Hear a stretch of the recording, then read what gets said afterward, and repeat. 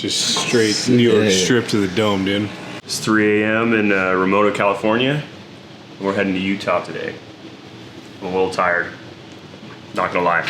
Could not. Cheers always one up in somebody, dude. I feel like I had a cappuccino 5 hours ago. Wait, I did have a cappuccino 5 hours ago. Now I'm having another one. We're going to Canesville, Swing Arm City, for some action, dude. Haven't seen one pre-runner on YouTube in Swing Arm City, so. Let's go change the YouTube game out there. Yeah, time to make history.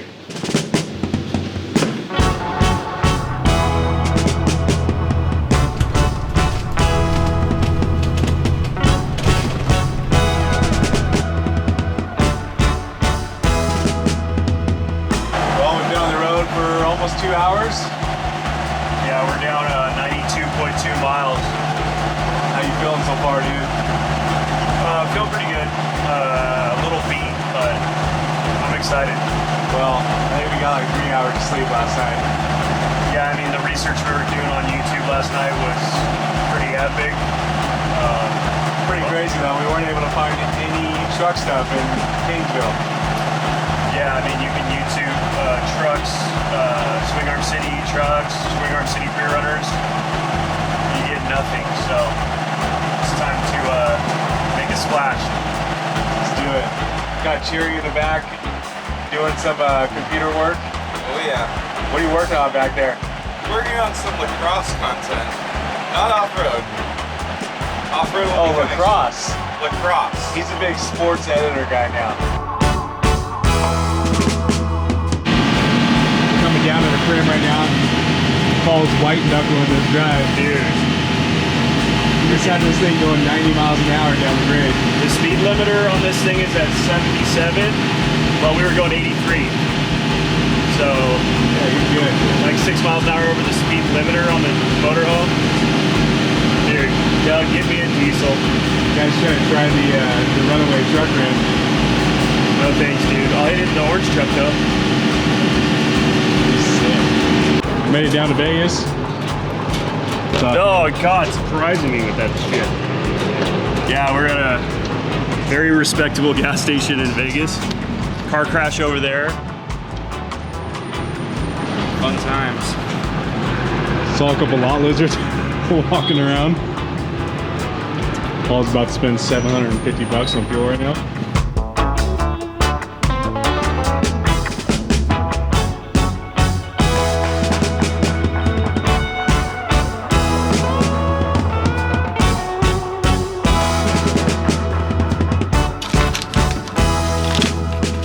Paul, give us an update on what's going on right now. I just opened the bottom end of a fresh bag of French roast. Paul's losing it. For some reason, I opened the bottom end, but that's what happens when you drive 14 hours and you're still not there yet. That's for sure losing it right now. I want my own apartment, Doug. We got shiny beans. I've been driving for 12 hours hoping somebody will give me a break behind the wheel. Cherry behind the camera. Guy's been sitting on this couch for the last 12 hours, just snoozing. Cherry threw away all the strawberries. What a dick. Okay, then this right here is for Mr. Dweezy Films because it's not milk, it's heavy cream. Because the total carb count is less than 1 gram per serving. Milk, on the other hand, has like 10 grams of sugar. So. First off, when we walked inside, he said he wants Sour Patch Kids. The first thing he said. I just saw my sad strawberries in the trash. Your bathroom strawberries? I would have ate those fuckers, dude. Okay, so this is the grind. Then you tamp, give it a little twist. You grind again.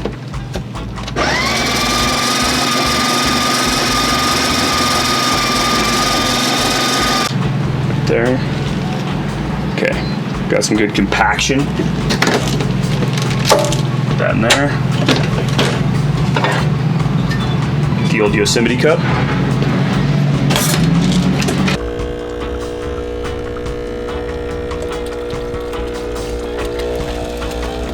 Up here, it's real thick stuff.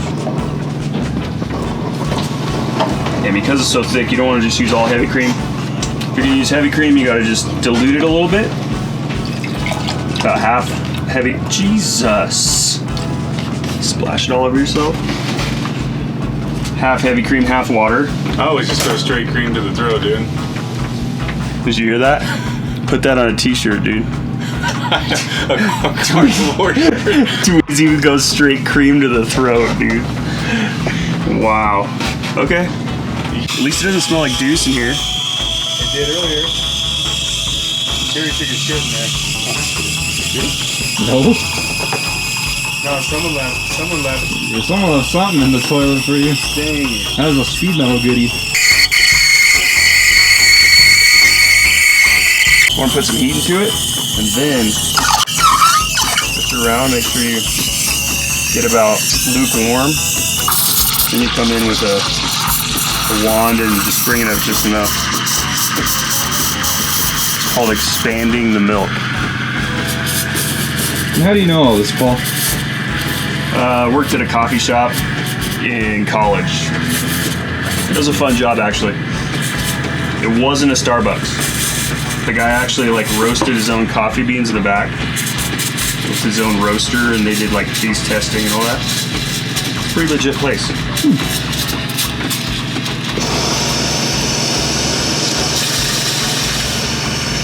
Guess who gets the first cappuccino? Paul. No.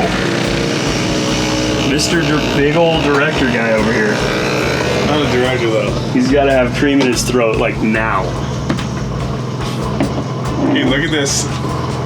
Oh, we're at a gas station in the middle of Utah. Just cranking out the coffee shop with the RV.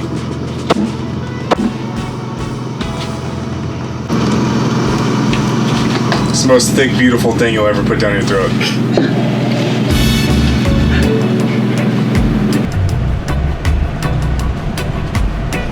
On the last leg, got about an hour left. Excited, dude, or what? Feel a lot better than I did an hour ago. That cappuccino hit the spot. Yeah, got me good.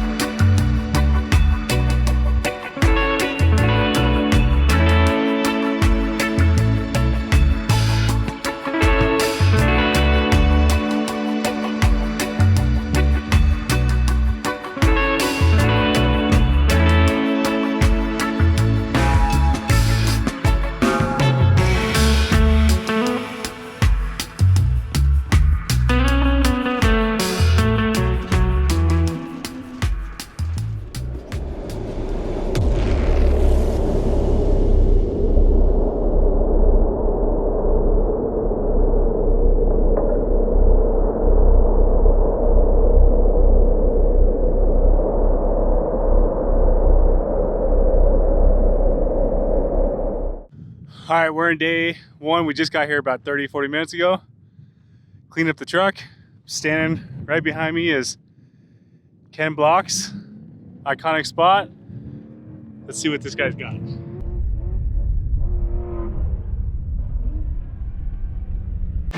All right, so we made it out to Swing Arm City, Canesville. What are your thoughts so far? Unloaded the truck.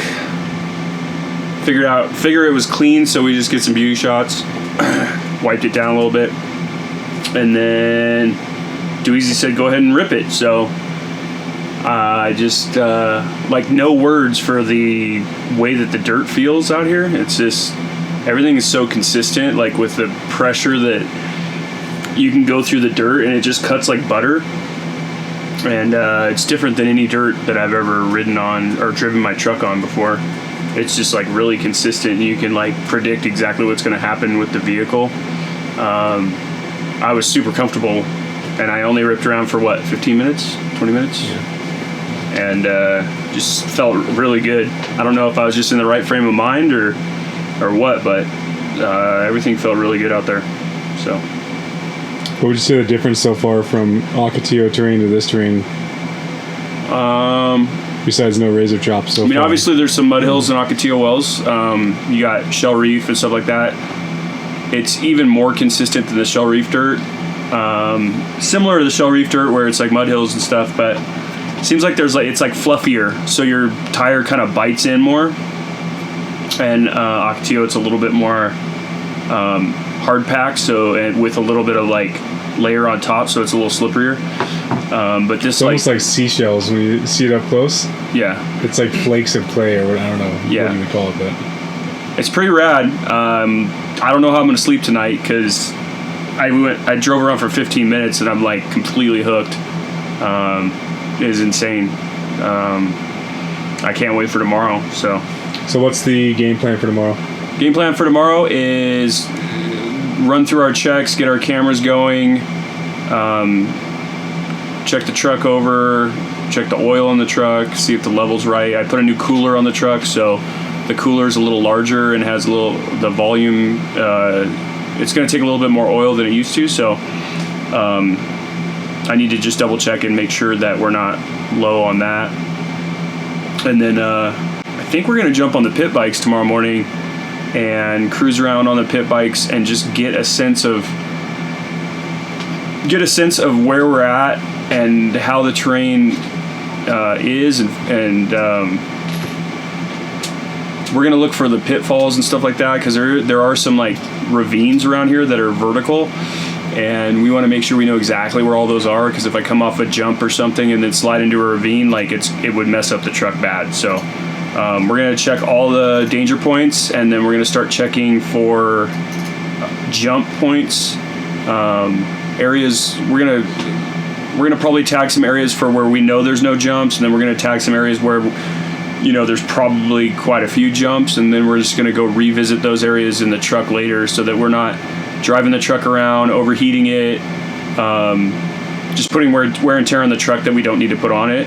So we'll probably go out with the pit bikes and just get a sense of where we're at, and then come back, put a plan together, maybe look on Google Earth and circle some areas, and then go back out with the truck and just we'll pick, I don't know, we'll probably end up I know there's so many jumps out there. Like I went up on the ridge and started looking around, and I was just like, everything looks like a jump, everything looks like fun. So I don't know, we might come up with like 10 spots on the pit bikes where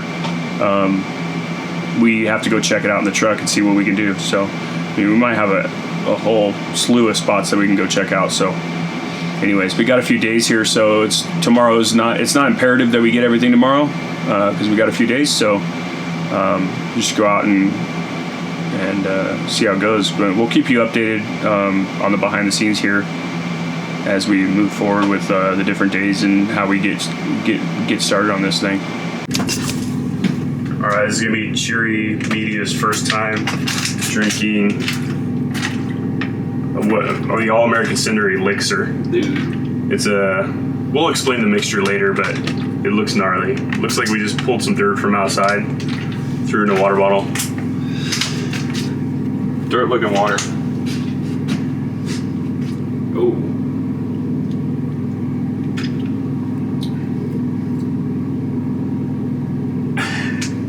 It's alright.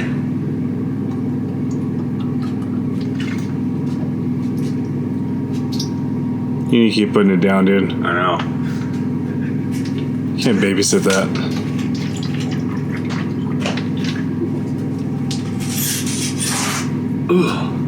Waking up day 2 out here. Day 1 we got here 5 o'clock yesterday. We didn't have a lot of time before the sun went down, but we did get a couple bangers.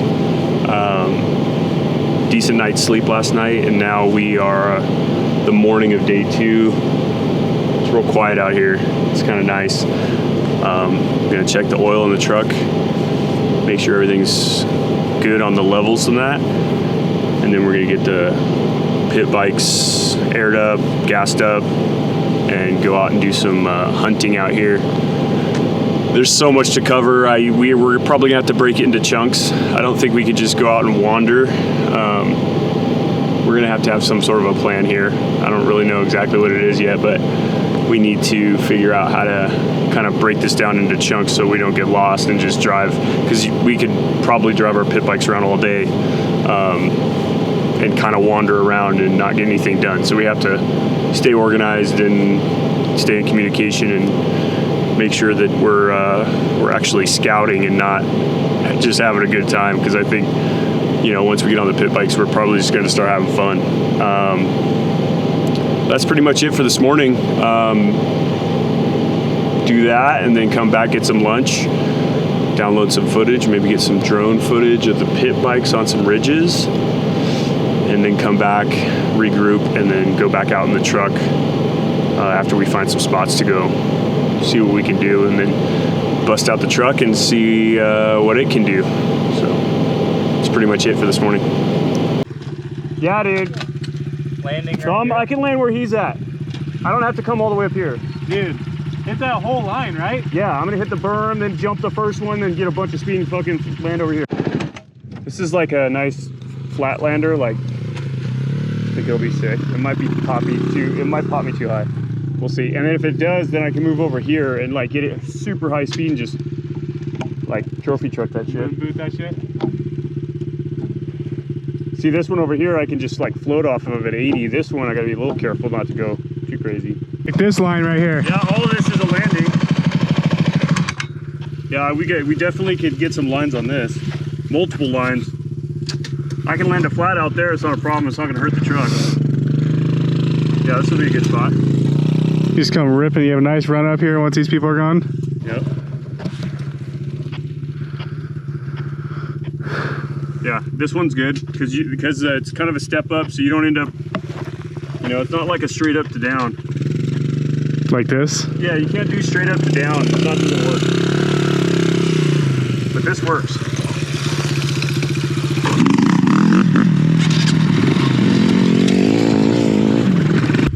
Jump that, rail the berm.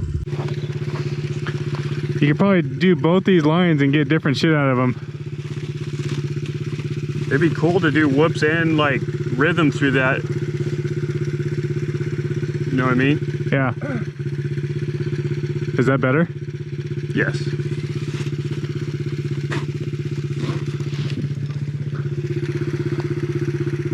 All right, where do you want to go? Let's go check out the Ken Block spot. All right, so we just went out on about a 1 hour ride on the pit bikes.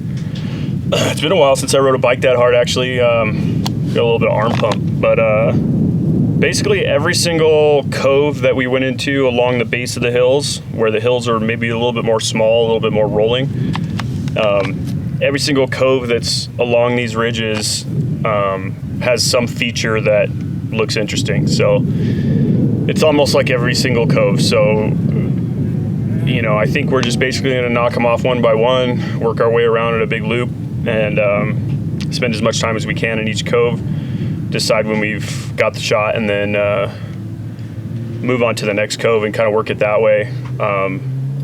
There might be some new lines that when I'm out there with the truck, there might be some new angles or new lines that I'll kind of make the judgment call on when we're out there. Hopefully I'll be able to shut off the truck and talk to the camera in the actual episode for different angles and, you know, which way I'm going to plan on hitting it, and hopefully we can get some information there as far as very like specific information on the location and which jump it is and what angle we're hitting it at and speeds and all that stuff. And so far it looks like it's just going to be a lot of fun. I don't think there's maybe a couple we found that would be gnarly or sketchy or a little bit bigger than the others, a little bit more consequences, but we'll talk about that when we get there with the truck, and we'll either decide to hit it or not at that time. But yeah, the riding, it's been a while since I rode a bike, so it's pretty cool to be back on the bike. And it's just a little CRF 150R, but thing rips. So I can get up all the big berms and everything. I was going up to the top of some of the biggest berms here with the little 150R. So just a lot of fun getting back on the bike. Kind of missed it. So it's cool too. Holiday weekend, nobody's here. Yeah, there's literally like, I don't know, a handful of camps, maybe a handful. And it's a Memorial Day weekend on a Saturday. So it's like if you were anywhere else on Memorial, the river, some other desert location, there are probably a lot more people, but this place is a little bit hard to get to. you really got to be committed to want to be here. I think it was 16 hours in the RV, 15, 16 hours in the RV to get here. So I drove the whole way. It was a mission. So if you do plan on coming out, be prepared for a long haul. But yeah, so far everything's worked out great. We're gonna put a little bit of oil in the truck and maybe just put around a little bit and see what we can find with the truck. So these are the backpacks we were using out there on the pit bikes. Got the little All-American Cinder Velcro patch on there. I think I got like 50 of them, so if you want one, hit me up. But shout out to PCI. They sent over, we let them know that we were shooting an episode series on YouTube called Flight School, and let them know that we really needed communications for this. It's important for efficiency. So they went ahead and sent us over these security earpieces, which are super low pro, and they actually fit in the helmets and then clip onto your lapel here. This goes in the backpack with some water and some beef jerky, and then you got your mic right here, so you just have to reach over and hit your mic, or obviously throttle hand, reach over, hit your mic, and then you could talk to your buddies. The main thing about this is I have the moto setup for my bike with PCI, and I think this setup is a little bit more hands-free. I mean, it's just a little bit better than the moto setup. The moto setup has a lot more wiring and there's a lot more going on, so this is like a lot more slim. So if you do like ride moto or whatever, the security headset actually seems to be a little bit better. Like, to me, it's a little bit better than the actual moto setup, but you don't have a push button on your handlebar. You have to reach up to wherever you put this. I guess you could put this on your handlebar, but then the mic's on this. So I don't know. I like this better, even though you can't push it on your handlebar. Seems to be nice and slim and works really well. So shout out to PCI. They kind of came on board and hooked us up with we got 3 radios, 3 security headsets, and just the goodies that go along with it, like the extra long antenna, so we can get a little bit better reception long distance, and should hook straight to the truck because the truck also has PCI.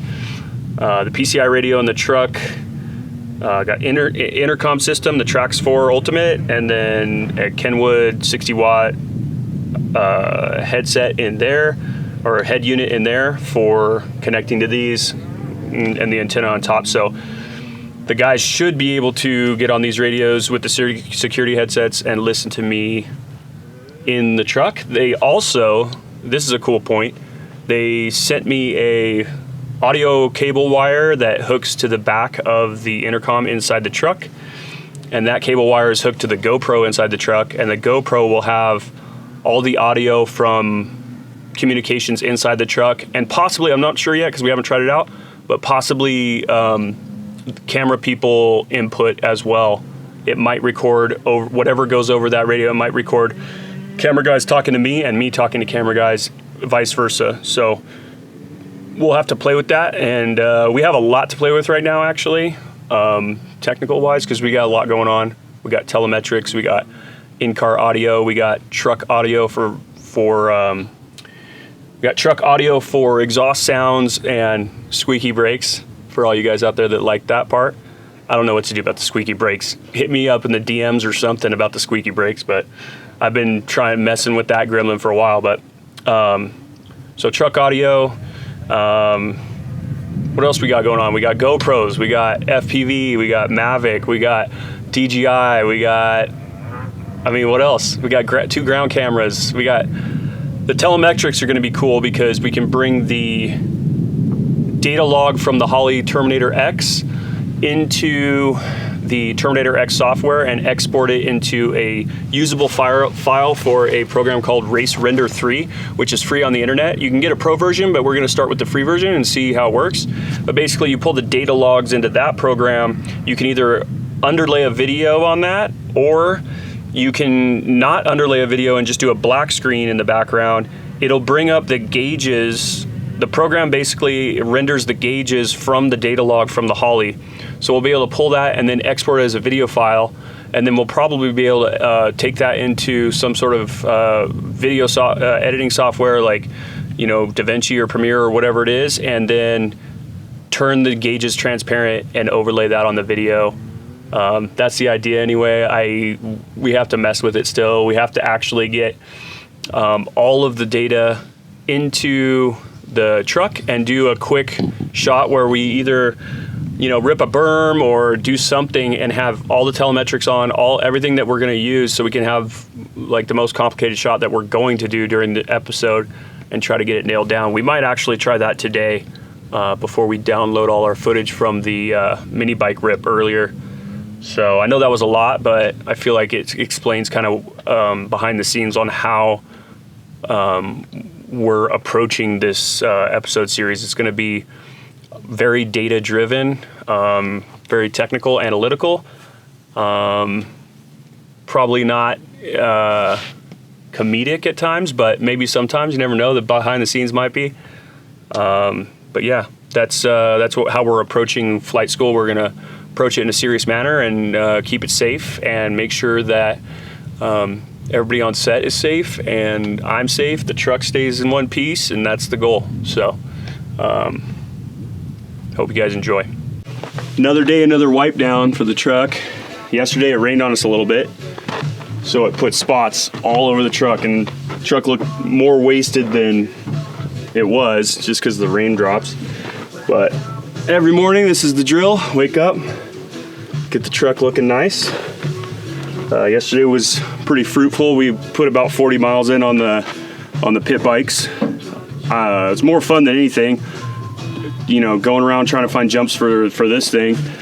But a couple times there we just kind of focused on having fun on the pit bikes. We found this canyon that's about the width of a pit bike, and it just kept going for like 3 miles. It was insane. 1,000% better canyon ride than I've ever done in my life. I've never seen anything like it, so it was pretty epic.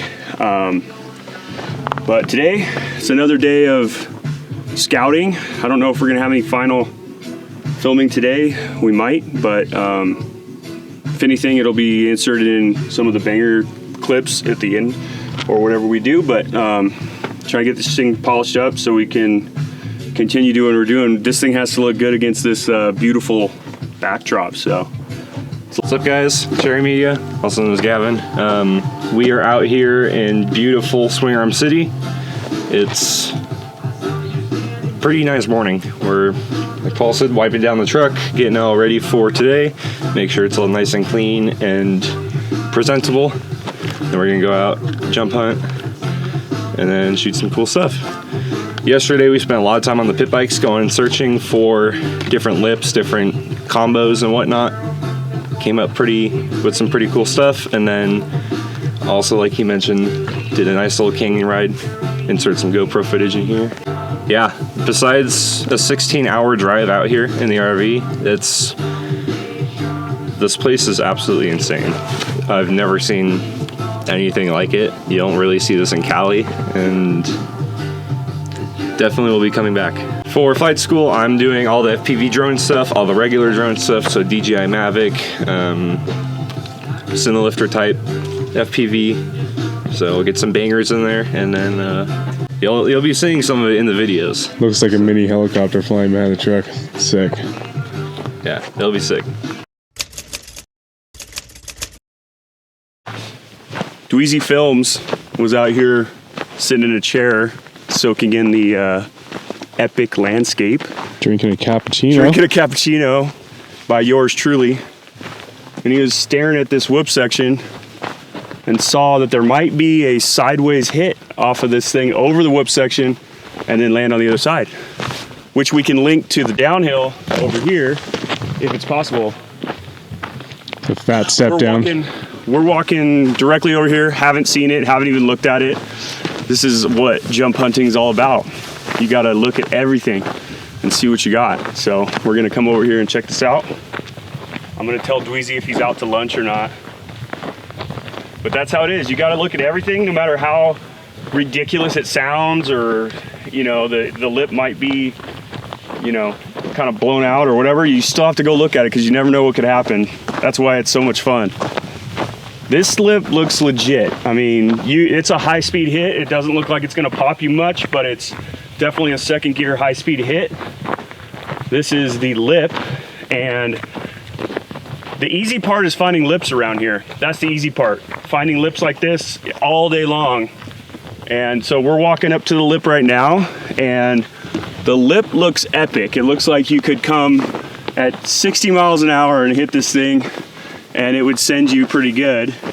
Problem is, out here, like I said, the lips are abundantly available, but what about landings? And a lot of times when I'm out here, I'm looking for landings, not lips, because if you can find a landing, then you have to find a lip to link into the landing. So it's always best to like look for mellow graded slopes that could be used for a landing, and then look on the other side of that for a lip. So it's kind of like a backwards thing. Instead of just looking for a jump, you want to look for a landing. So this lip looks insane. It looks like you could really get some air off of it. Let's walk to the backside and see what we got. We might end up coming up short here and not having anything to land on over here, but right now Dweezy's looking like he was right, but we'll see on the other side if he was right. Well, it looks like it's Dweezy Films' lucky day. Got ourselves a, I don't know, 10-degree slope on the backside of this thing, which means it's basically perfect for a landing.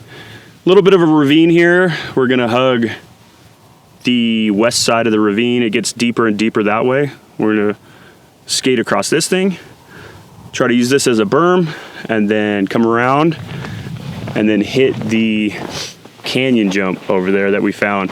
It's a small jump, but it's just still cool to kind of go over a vertical canyon, small canyon. Maybe we can find a bigger canyon later, we'll see. You never know. But for now, we're trying to link 4 features together, see if we can do it.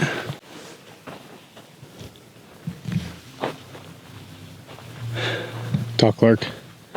Yeah, so I'm gonna try to basically come from where camp's at, swing around, almost touch the big cliff, up around that little knob that's sticking out of the face, down through where that black thing is. I don't even know what that is. We're gonna have to go look at it and move it out of the way, and then come down here, swing it a little bit wide, and try to get as wide as I can when I go off of this and still maintain speed. So that's kind of what I'm gonna try to do here. I don't know what I'm doing. I'm just doing it. So we're over there talking about how we're gonna figure out the line loop for this linked section. And we said, wouldn't it be nice to have a pre-runner for the pre-runner? And we don't have one because we just have a motorhome and a pre-runner. So I figure we just take this little pit bike here, and what's gonna happen is we'll burn a small little dirt bike line in it, and then the lip's pretty fluffy, so we won't blow out the lip with big tires yet. And this little guy is gonna put in the work, and we'll have a decent line to work with. I'll have to just visualize as if I'm in the truck and hit the corners wide and do all that, and should come out pretty nice. And then maybe the first run with the truck we'll have fresh soil up on the berm and fresh soil on the lip, and maybe we'll get the banger first try.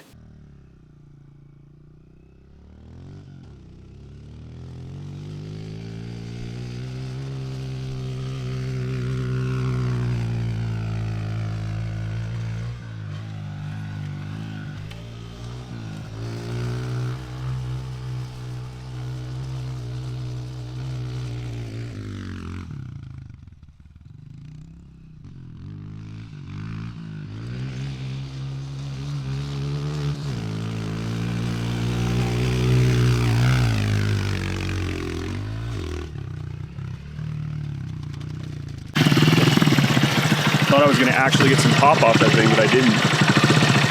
Pulled up too hard and almost hit him off the back. Looks doable. I like it. We'll take one more little slower run and see if I'm missing something. Looks pretty good to me. What we're gonna do now is probably get in the truck and back roll it one time. That's where you basically do it in reverse so that you can get a nice set of tire tracks where your truck tracks are gonna go. So we're gonna go ahead and start from the end and work our way to the front, beginning, and put some tire marks down that will enable me to kind of see exactly where I need to go for this. It's better to go from the back to the front than try to roll it forward, because your landings are more important than your lips. So. Hi, Dweezy Films here. I'll be running production on Flight School. Man, this is crazy. out here in Swing Arm City, Utah. I don't think I've ever seen anything like this besides going like to the Grand Canyon, but for a desert, from what we're used to in California, this is absolutely unbelievable what's out here. So yesterday we spent the whole day scoping out the whole area, and it's just endless, man. You need probably a month out here to really be able to get everything. So I think we're gonna stay till Tuesday or Wednesday. We got here on Friday, and today we're officially gonna start filming. Stoked to have Cheery out here, running all the FPVs, outfitting the truck with all the GoPros, and he's also running a ground camera as well. So yeah, we're gonna be hitting our first jump right now, and we're linking together. It's basically a full rhythm section, linking together 4 different features. And so yeah, appreciate you guys watching. We're stoked to show you guys what we're coming out with. Right now I have to rebind my video transmitter because switching back and forth between this one and the smaller drone that runs a GoPro, it runs a different video transmitter. And for whatever reason, every time I switch back and forth, I have to rebind this camera to these goggles. So it's a bit of a pain in the ass. But that beep you just heard was GPS locking in, so I have at least 8 satellites for automatic return to home in case anything happens. This is based off a Shen Drone Sicario frame. These are made by Andy Shen. Shen Drones on Instagram. FX30 with a 8mm Rokinon lens, equivalent to a 16mm lens because it has a 2x crop, and I have a 4500 milliamp hour battery. Gives me about 4 minutes of flight time if I'm really ripping. 8 motors for redundancy. If one goes out, I can still land. If you have a quadcopter with just 4 and one goes out, you're kind of screwed. So, especially when you're running this much money, you really want to make sure that you have redundancy. What you said he's at 69? 30.69. Are you really running 30? 30 PSI. Noticed my tires were coming off of jumps on some flatlanders and pancaking, so got to get it up to like 30 PSI here.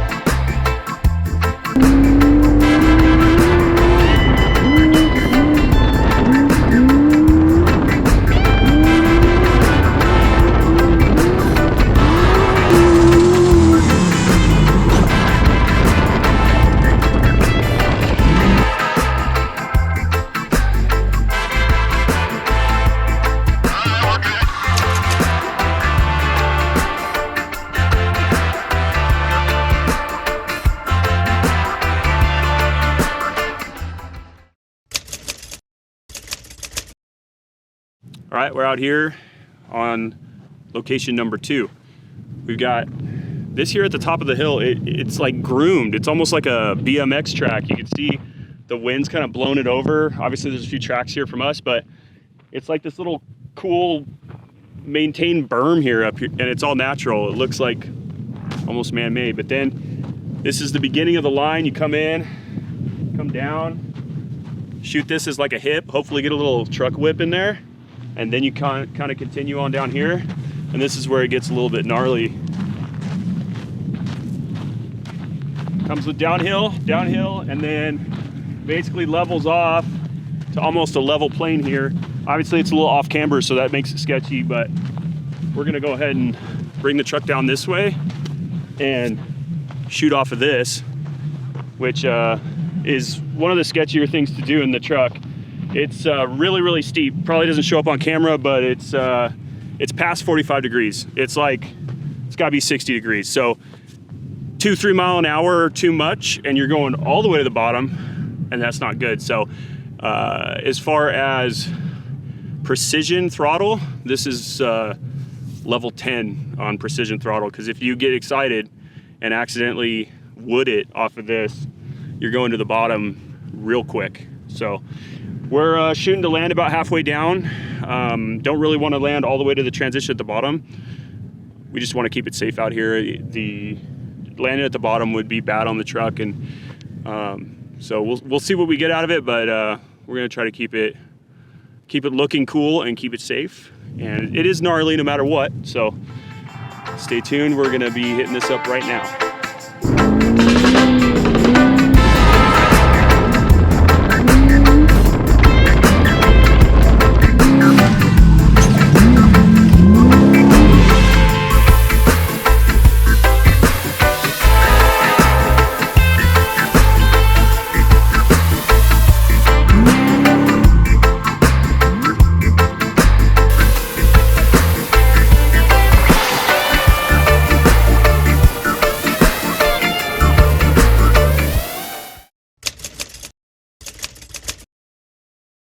Yesterday was our first full day actually doing real filming for flight school. Started bright and early, cleaned the truck, went out to the locations we scouted, and everything was pretty epic. We found some new hits, some hits that we thought might work, some hits we hadn't tried yet. For the most part, everything was good. About 4 o'clock, there was a little bit of a sketchy moment with the truck, but we'll see if we show that or what we're gonna do with that. But all right, we're here at one of the locations we found with the pit bikes. There's a jump right here, and obviously there's this little downhill that's probably around 30 feet. Then we got another little hump in the middle there that's probably at, I don't know, 80, 90 feet. And then there's the furthest hump right over there, which I'm gonna estimate it like, I don't know, 130 to 150 or something like that. We're gonna go ahead and step this off and see if I'm accurate with my estimation. I'm gonna do a step off. That'll be even a better estimation. And then after I step it off, we brought one of these here, 200-foot tape. So we're gonna test my estimation skills and see if my stepping off is close. In this sport, estimation skills are everything. If you can't estimate how far a jump is or what you're doing and what speed you need to hit, then you're probably gonna have issues. So we're gonna go ahead and try to step this off and measure it out and compare and see what we get.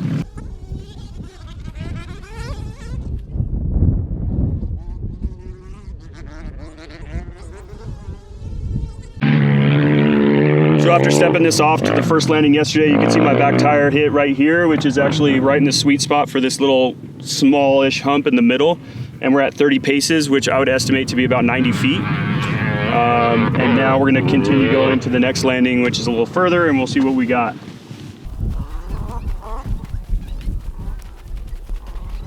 About another 24 paces to the sweet spot. I guess you could land a little further up and still not have an issue, but 24 more paces to the sweet spot. So that's probably another 75 feet on top of the 90. So it'd be like a 165-foot jump. So I'm not sure the speed yet. I'm gonna play around with it and see if we can make it.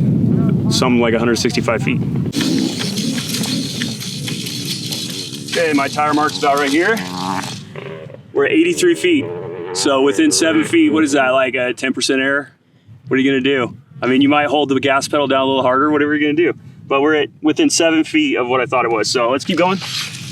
We said 160, 165 to the sweet spot.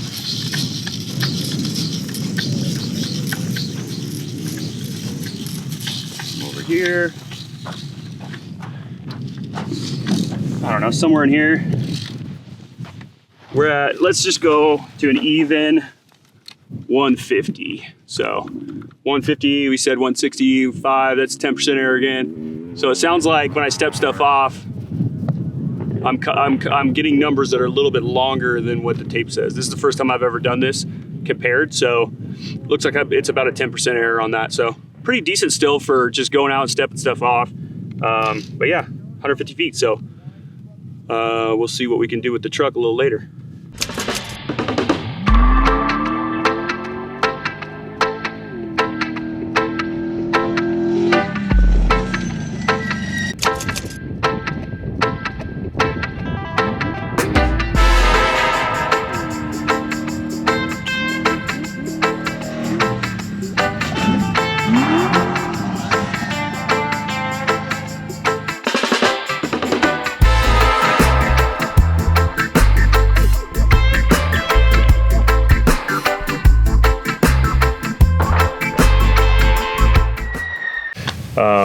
It was a learning experience for sure in the truck, and we were able to analyze the footage and see kind of what I did wrong and stuff like that. So that's the whole thing about flight school, is it's not just showing you guys how to jump trucks, but it's actually a learning experience for me as well. I'm not a professional, so I learn too when things happen. So. Well, it's a high risk sport. It could be high consequence as well, you know? Yeah, I mean, it's full commitment sometimes, and I wasn't fully committed on that one, and so you pay the consequence when you're not fully committed. I think I just checked up and got a little weirded out, and obviously it didn't come out well, but we might go look at it later. I'm definitely not going to hit it on this trip. Here we are back at the scene of this jump here. 2 days ago, came up short on it.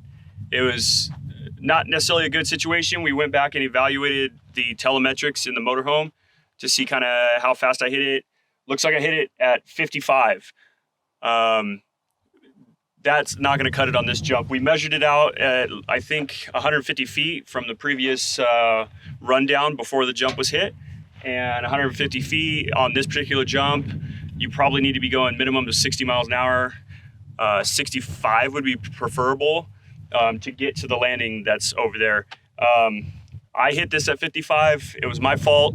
I shifted to first gear up over the ridge, did everything I was supposed to do in first gear. Once I got into second, I did one too many or two too many throttle blips coming into the lip. Usually I blip the throttle to settle the truck before I take off. But in this case, there's not enough run up to utilize any kind of time throttle blipping. So really, you'd have to hold it wide from the run up all the way off. Well, in this truck, you have to basically hold it wide all the way off the lip. I didn't in this case. I wanted to settle the truck before I went off. It's a little crooked, you could see. But 60, 65, didn't do it. It's been 2 days. I'm feeling better about it now. I wanted to come back and revisit this just to show everybody that you can't just come out here and grease every single lip that you hit. I mean, this place is gnarly. There's massive mud hills everywhere. You can't just come out here and just expect to just grease every jump every time, first try. It's not that simple. So this one was a bit of a failure. I wanted to make sure that everybody that's watching the episode realizes that it's not just, you don't just come out here and just grease everything. So we're back here. We're gonna run 2 tests. The run up is over here. If you can pan over here, that ridge right there is part of the run up. And that's, you can do one of 2 things. You can catch air off of it with a bunch of speed and then hit the jump, or you can scrub the lip over there and then try to hammer on the gas and then come down and get on it. We have a lip over here, which is kind of a test lip for this. It's right here off to the side. You can see some tracks on it. Basically, I utilize that to find out how fast I'm going when I hit. If I'm heading at a particular speed off the practice lip, then I know over here on the actual main lip how fast I'll be going when I hit this. So that's basically my little practice area. And we're gonna run the telemetrics 2 ways. We're gonna run it scrubbing and non-scrubbing on the run up, and we're going to pause it at the practice lip and see what the speeds are for both scrubbing and non-scrubbing.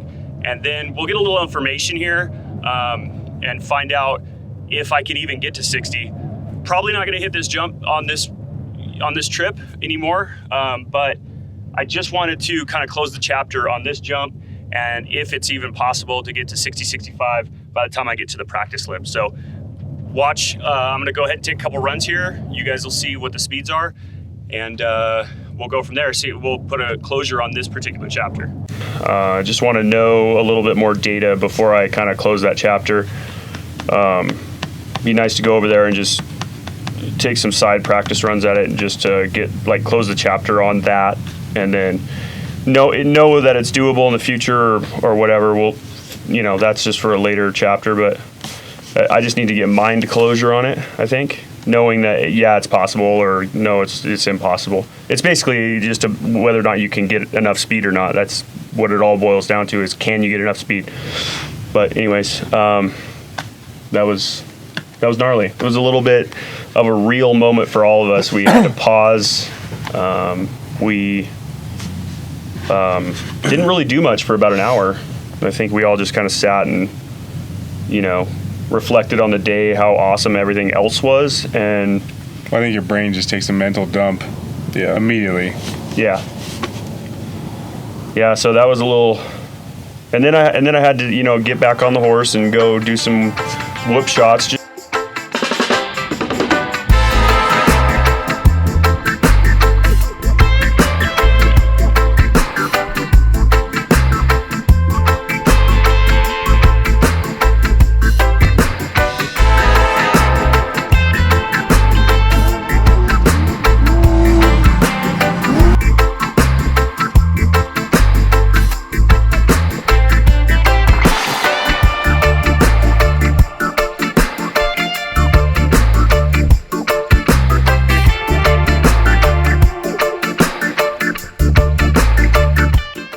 So we paired it back, and it was helpful because we were able to kind of clear my head and just do some sections that don't take as much mental fortitude, I guess, and take it easy and get back into the swing of things. So that was good. It was kind of a team building experience, right?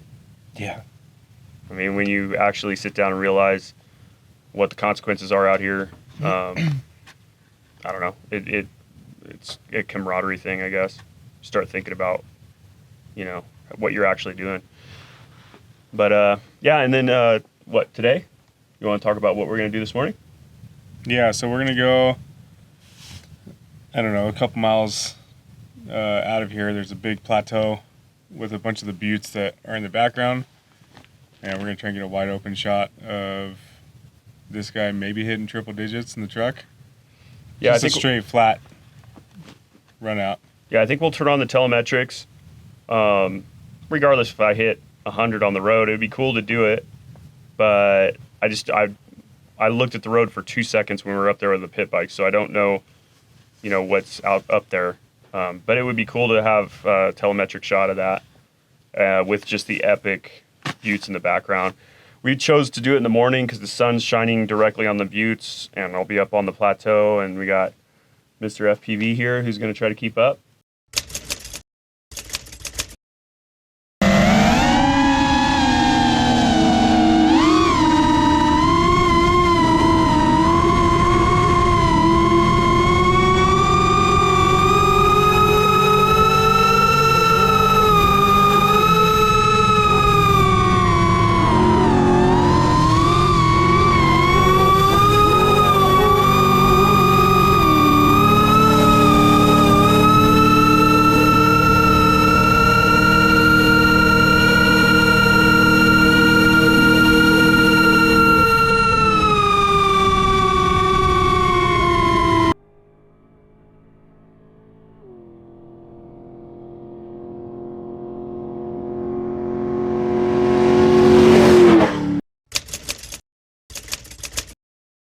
So when we're scoping for jumps, we have a little bit of a double here.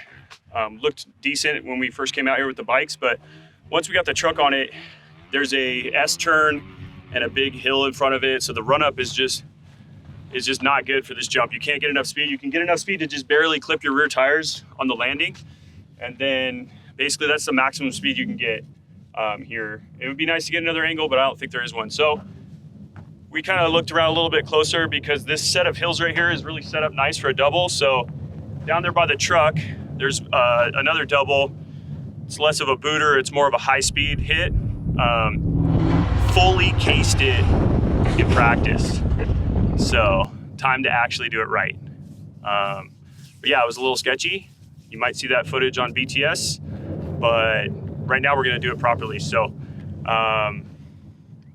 get ready for this one. This one's got my gut going a little bit just because the high speed one, second gear hits are a little bit more nerve wracking because you're going fast enough where you can't really slow down. It's kind of commitment. So anyways, watch and learn.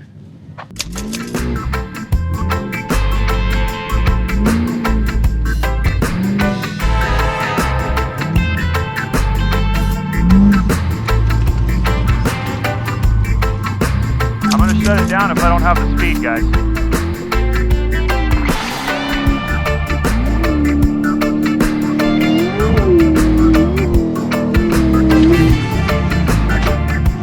Yeah, dear.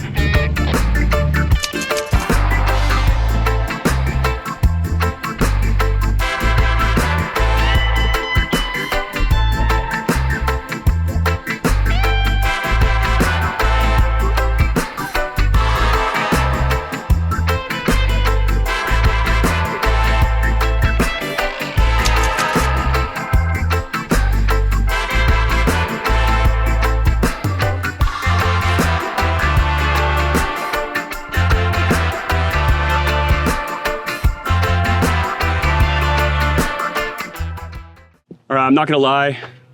This particular jump was kind of the monkey on my back for today. I was just leading up to it, I was feeling nervous.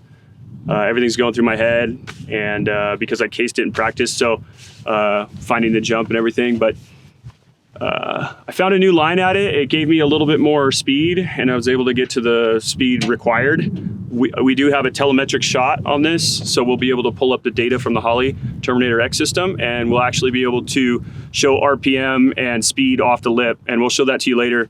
I watch speed about halfway through the runway, and then after I get my eyes locked into the lip, I pretty much can't look at the speed anymore. It's too distracting to look down and watch the numbers. So basically it's just, you watch the speed in the roll up, and then when you see that lip, you just start focusing, and I can't watch speed off the lip. So we'll check that out in the telemetrics later. It'll probably show up in the video, and we can talk about what it takes to clear this double as far as speed wise goes. The first one was the best one. I had the best traction. The second one and third one, once the line starts getting burnt in, you get less and less traction. So you're gonna get less and less speed. So that's pretty much how this one went. We're gonna go move on to the next one. But yeah, this one is a good feeling because this one was a little bit sketchy.